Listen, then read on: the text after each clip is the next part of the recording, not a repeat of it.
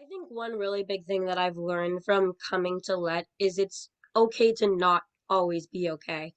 I Mm. know personally, I've had moments where I feel like I can't talk to other people about how I'm personally doing because I don't know how to express it to others. And from having this internship and working with this program, I've been able to recognize a lot of different ways and learn a lot of really amazing ways to be able to express myself comfortably with others, as well as help myself when I can't find somebody else that can help me. And being able to find a way to rely on myself and grow, realizing that it's okay to not be okay when I can't find somebody else to help me, which I think is a really, really big tool that honestly everybody should know, teenagers and adults alike, because the fact of the matter is, as humans, not everything's amazing all the time.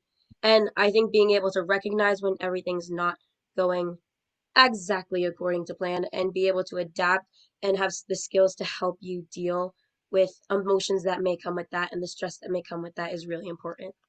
Yeah, that's great insight. And it's very true that it's not just about teens. I mean, there are some numbers that say teens in particular are having a hard time with some of these things, but certainly hits at all ages in general. And it goes back to the social media conversation too, because as you were alluding to, people can present this curated version of themselves on most social media platforms, and that's not the real world. So I love that. It's okay to not be okay. Good advice. And this LED program and other things we do as well, I think I encourage, it's great that you've clearly grown and gained from being part of it. And we hope more students will come and be part of the conversation on the 23rd. Thanks, Val.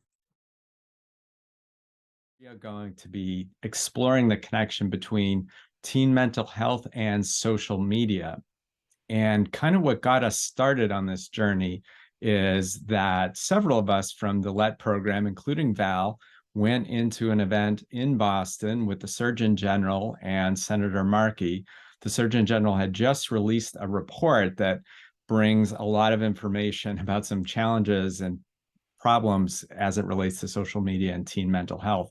So I wanted you, Val, if you could, because you were there.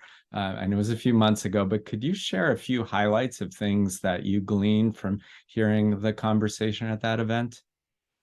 Yeah, of course. One big thing I would definitely say for me was being able to notice that teenagers really do struggle, and we really have been struggling, especially since the COVID-19 epidemic that really shut down everybody's lives. Teenagers have started to struggle a lot more with opening up to other people, especially when it comes to their mental health and just their well-being in general. So one thing that Senator Markey was bringing up that I found really interesting was just the contrast of how much teenagers have been struggling in comparison to the past and how Mm. much it's because of social media these days. I think social media, especially with the way everybody was locked in their homes during quarantine, became a really big aspect of everybody's lives, especially with teenagers and all the different forms and platforms that we use when it comes to social media. And I think it really does have an effect on our mental health. We see things online, we post things online, and the fact of the matter is, you think about what other people are going to say about it.